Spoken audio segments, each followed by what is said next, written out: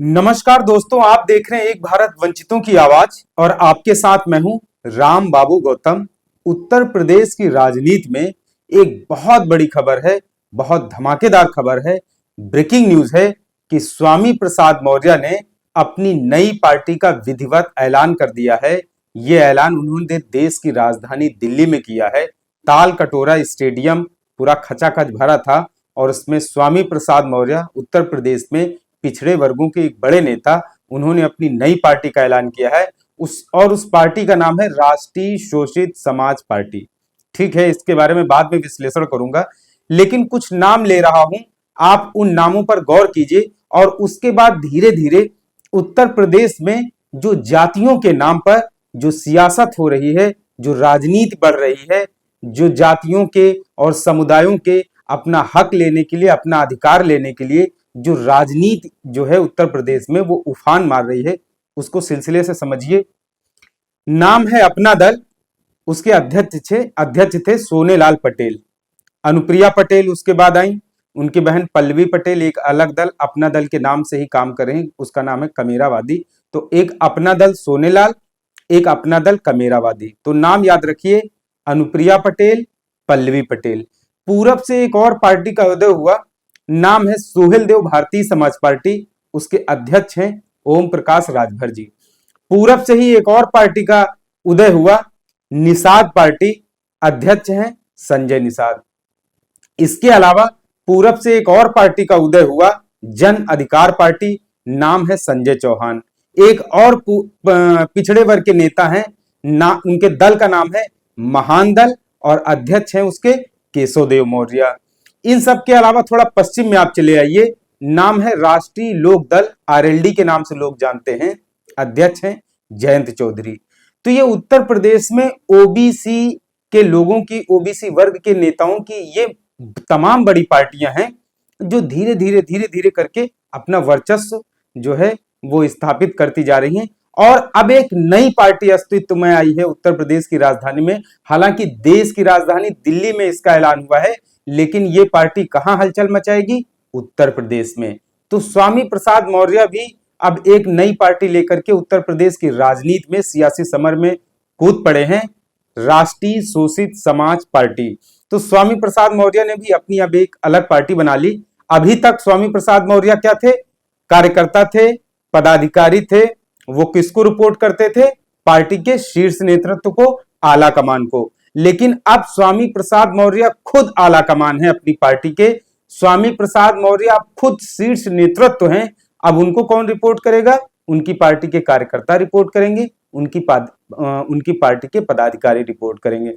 तो स्वामी प्रसाद मौर्य अब वर्कर नहीं रहे, पदाधिकारी नहीं रहे, अब अपनी पार्टी के वो खुद मालिक हैं, खुद स्वामी हैं, खुद फैसला लेंगे। स्वामी प्रसाद मौर्य ही अब अपनी पार्टी के सर्वोसर्वा राष्ट्रीय शोषित समाज पार्टी। हालांकि किसी भी राजनीतिक दल में उसका जो प्रमुख होता है वो इस तरीके से नहीं कहता है कि मैं ही सर्वे सर्वा हूं, लेकिन ये सबको पता है कि पार्टी का जो सुप्रीमो होता है, जो सुप्रीम लीडर होता है, प्रमुख जो होता है, वो जो पार्टी का बॉस होता है, फैसला वही लेता है, प्रस्ताव वही रखता है और उसे पार्टी की जो कार्यकारिणी होती है, जो पदाधिकारी लोग होते हैं, वो इनकार नहीं करते हैं कोई, क्योंकि हर कोई पार्टी प्रमुख की जो गाइडलाइन होती है, जो उसकी लीडरशिप होती है, उसी के साथ काम करता है। तो स्वामी प्रसाद मौर्य अब उत्तर प्रदेश की राजनीति में अपनी पार्टी राष्ट्रीय शोषित समाज पार्टी को लेकर के जो फैसले लेंगे, वो जो भी चीजें सामने रखेंगे, वो जो भी डिसीजन लेंगे, किसके साथ जाना है, किस पार्टी के साथ रहना है, 2024 में लोकसभा चुनाव को लेकर के क्या डिसीजन लेना है, किस पार्टी के साथ उनको खड़े रहना है, ये सारे फैसले राष्ट्रीय शोषित समाज पार्टी में कौन लेंगे? स्वामी प्रसाद मौर्य जी लेंगे। और किससे फैसले लेंगे? अपनी पार्टी के जो पदाधिकारी हैं, जो देश भर के उनकी पार्टी के जो कार्यकर्ता हैं, उनसे राय और मशवरा लेकर लेंगे। लेकिन चर्चा यहां पर इसलिए हो रही है, चर्चा सिर्फ स्वामी प्रसाद मौर्य की नई पार्टी को लेकर के नहीं है, चर्चा है उत्तर प्रदेश में जो राजनीति बदल रही है। स्वामी प्रसाद मौर्य ने अपने भाषण में, जब ताल कटोरा स्टेडियम में आज स्पीच दे रहे थे 22 फरवरी को, तो उन्होंने कहा कि उत्तर प्रदेश में जो मान्यवर कांसीराम साहब ने सियासी पाठ पढ़ाया था, जो मान्यवर कांसीराम साहब 85-15 की बात करते थे, जो मान्यवर कांसीराम साहब कहते थे कि जिसकी जितनी संख्या भारी, जिसकी जितनी संख्या भारी उतनी उसकी हिस्सेदारी। तो उन्होंने कहा मान्यवर कांशीराम साहब की जो सियासी पाठशाला में उन्होंने पाठ सीखा था, वो अब जो है पाठ्यक्रम जो है वो कहीं किसी राजनीतिक पार्टी में लागू होता हुआ दिखाई नहीं दे रहा है। तो अब स्वामी प्रसाद मौर्य ने मान्यवर कांशीराम साहब के सपने को साकार करने के लिए क्या किया है, अपनी खुद की पार्टी बना ली है। और स्वामी प्रसाद मौर्य एक ऐसे नेता हैं, वो जो विचारधारा रखते हैं, जो दृष्टिकोण पेश करते हैं, जो वैज्ञानिक विचारधारा की बात करते हैं, तो उनके साथ पहली बात तो पिछड़े वर्ग के नेता, तो उनकी जो कास्ट के लोग हैं, उनके पिछड़े वर्ग के लोग हैं, बहुजन समाज के, वो तो जुड़ेंगे ही जुड़ेंगे, लेकिन उसके साथ दलित समाज के भी कई सारे लोग हैं जो स्वामी प्रसाद मौर्य को पसंद करते हैं। इसके अलावा देश भर में भी स्वामी प्रसाद मौर्य जिस तरीके की राजनीति करते हैं, उसको लेकर के स्वामी प्रसाद मौर्य की बहुत बड़ी संख्या में फॉलोअर हैं। आप स्वामी प्रसाद मौर्य जी के ट्विटर को देखिए, वो सोशल मीडिया एक्स पर जब कुछ पोस्ट करते हैं या किसी सामाजिक मुद्दे पर वो अपनी बात रखते हैं, तो बहुत बड़ी संख्या में उनको फॉलो करने वाले लोग, उनके फॉलोअर जो हैं वो जुड़ जाते हैं, कमेंट करते हैं। उससे पता चलता है कि स्वामी प्रसाद मौर्य के बड़ी संख्या में जो हैं वो फॉलोअर हैं, उत्तर प्रदेश नहीं देश भर में। दूसरा ये बात है कि स्वामी प्रसाद मौर्य ने जो अपना सियासी सफर शुरू किया था, वो 1980 के दशक में इलाहाबाद यूनिवर्सिटी से पढ़ाई करने के बाद उन्होंने लोक दल से शुरुआत की। लोक दल के बाद वो फिर उसके बाद जनता दल में आए। जनता दल को छोड़ने के बाद फिर वो बहुजन समाज पार्टी में आए। तो 1996 में जब बहुजन समाज पार्टी में आए, तो बहुजन समाज पार्टी में पहली बार स्वामी प्रसाद मौर्य का सियासी कद इतना बड़ा हुआ कि पूरे उत्तर प्रदेश में लोग उनको जानने लगे कि स्वामी प्रसाद मौर्य नाम की भी कोई बहुत बड़ी शख्सियत है। वो 4 बार उत्तर प्रदेश विधानसभा में विधायक रहे। बहुजन समाज पार्टी में वो कई बार मंत्री बने। उसके अलावा बहुजन समाज पार्टी की 2007 से जो 2012 तक की सरकार थी, उसमें क्या है, वो कैबिनेट मंत्री रहे। लेकिन जब वही बहुजन समाज पार्टी 2012 से 17 तक विपक्ष में जाती है, तो स्वामी प्रसाद मौर्य को विपक्ष का नेता बनाया जाता है विधानसभा में। तो जो विधानसभा में विपक्ष का नेता है होता है, उसको कैबिनेट मंत्री का दर्जा मिला हुआ होता है। स्वामी प्रसाद मौर्य का जो बोलने का स्टाइल है, उनका जो चीजों को बयां करने का स्टाइल है, जो सिनेरियो है उनका, उनकी जो दहाड़ है, उनकी जो गूंज है, वो चाहे सदन में बोले या बाहर बोले, उनकी जो भाषा शैली है, उनकी जो बात रखने की जो वाक पटुता है, उसी को लेकर के लोग उनसे बहुत बड़ी संख्या में जुड़ते हैं और उसी के लिए वो जाने जाते हैं। स्वामी प्रसाद मौर्य अक्सर बहुजन समाज की, बहुजन विचारधारा की, दलित पिछड़ों वंचितों की राजनीति करते हैं और वो हमेशा उन्हीं लोगों के मुद्दे उठाते हैं। स्वामी प्रसाद मौर्य एक ऐसे नेता हैं जो अक्सर आपको कई सारे कार्यक्रमों में मिलेंगे।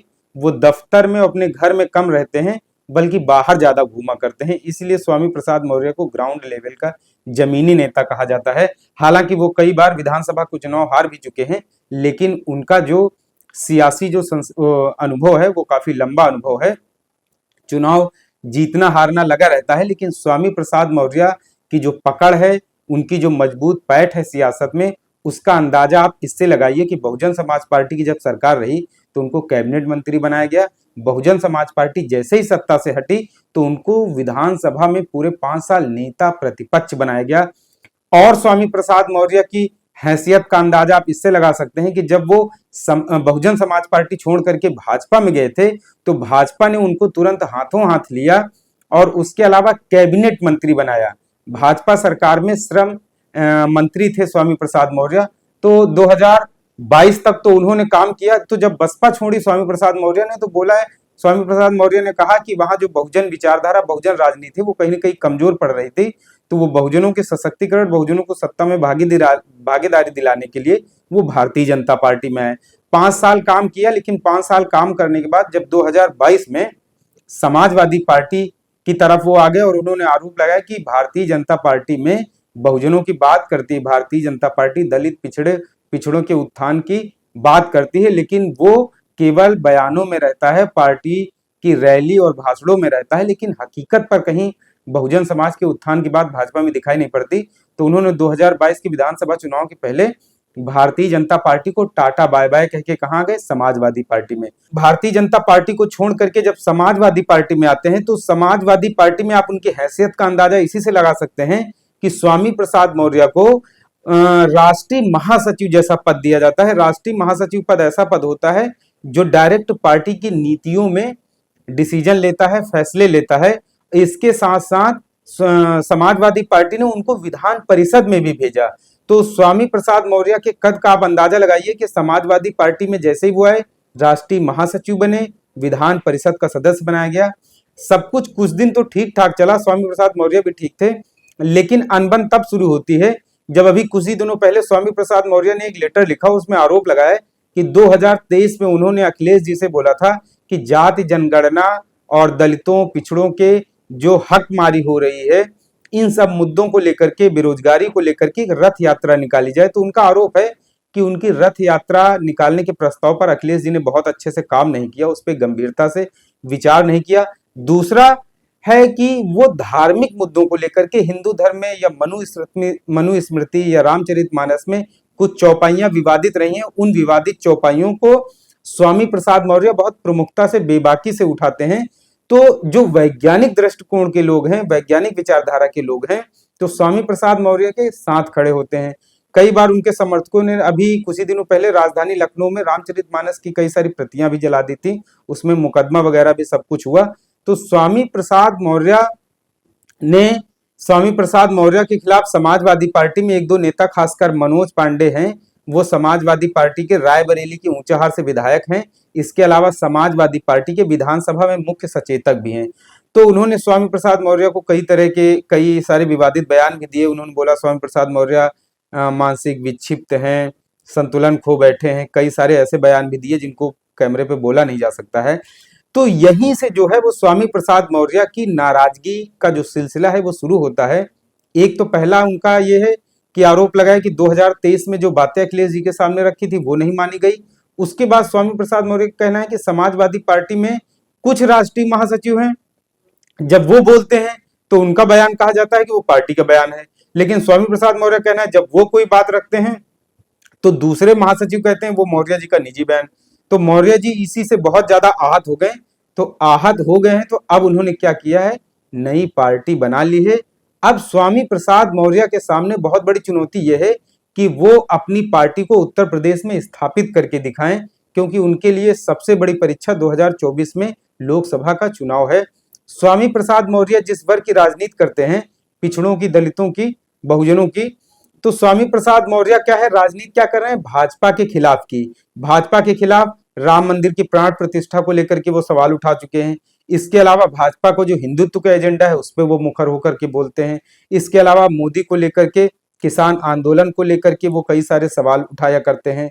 इसके अलावा बेरोजगारी को लेकर के मोदी पर कई सारे हमला बोला करते हैं। मतलब एक तरीके से वो राजनीति किस तरीके की कर रहे हैं, एंटी बीजेपी पॉलिटिक्स वो कर रहे हैं, जो भाजपा के एक तरीके से भाजपा की राजनीति के खिलाफ है। अब स्वामी प्रसाद मौर्य ने तालकटोरा स्टेडियम में कहा कि वो इंडिया गठबंधन को मजबूत करेंगे और उसको लेकर के बातचीत करेंगे। बात यहीं से शुरू होती है, क्योंकि इंडिया गठबंधन तो उत्तर प्रदेश में हो चुका है। किसके किसके बीच में, समाजवादी पार्टी और कांग्रेस के बीच में। समाजवादी पार्टी से स्वामी प्रसाद मौर्य के रिश्ते पहले ही खराब हो चुके हैं। तो अब कांग्रेस पार्टी ने केवल 17 सीटें ली हैं, उन 17 सीटों पर कांग्रेसी भी चुनाव लड़ेंगे। तो आने वाले समय में देखना यह होगा कि स्वामी प्रसाद मौर्य अपनी अलग पार्टी के सिंबल पर चुनाव लड़ेंगे या कांग्रेस से उनकी कोई बातचीत बनती है, या फिर वो क्या फैसला लेंगे, क्या डिसीजन लेंगे।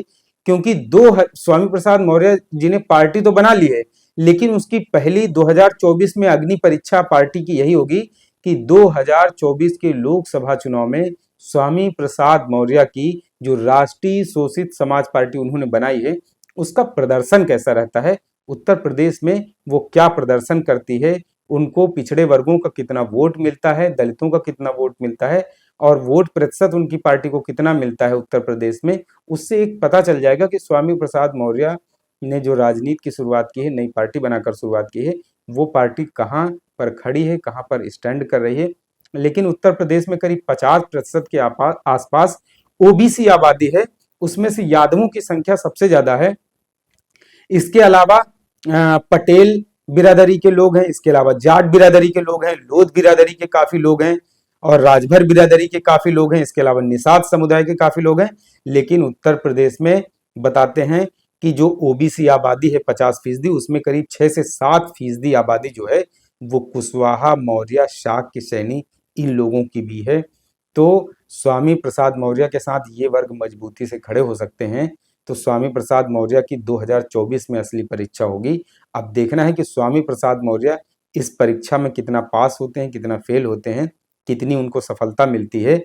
तो आप को आने वाले कुछ ही महीनों के बाद, जैसे ही 2024 का ये लोकसभा चुनाव पूरा हो जाएगा, उसके बाद आपको स्वामी प्रसाद मौर्य की जो व्यक्तिगत और स्वयं की सियासी हैसियत है उसका पता चल जाएगा कि वो उत्तर प्रदेश की राजनीति में कितनी गहराई तक पैठ रखते हैं। तो मित्रों, आपसे गुजारिश है कि आप एक भारत को शेयर और सब्सक्राइब करते रहें, जिससे कि शोषितों, पीड़ितों, वंचितों की आवाज को सत्ता के शीर्ष तक पहुंचाया जा सके। लेकिन हाँ, आपको एक चीज और बताना चाहूंगा, मैं आपको कुछ ही दिनों बाद स्वामी प्रसाद मौर्य का एक विस्फोटक इंटरव्यू एक भारत पर आपको सुनने को मिलेगा। मैं जल्द से जल्द स्वामी प्रसाद मौर्य का एक विस्फोटक इंटरव्यू लाने वाला हूं और ये भी बताऊंगा कि स्वामी प्रसाद मौर्य उत्तर प्रदेश में किस राजनीतिक दल के साथ गठबंधन करके 2024 के मैदान में उतरने जा रहे हैं। धन्यवाद।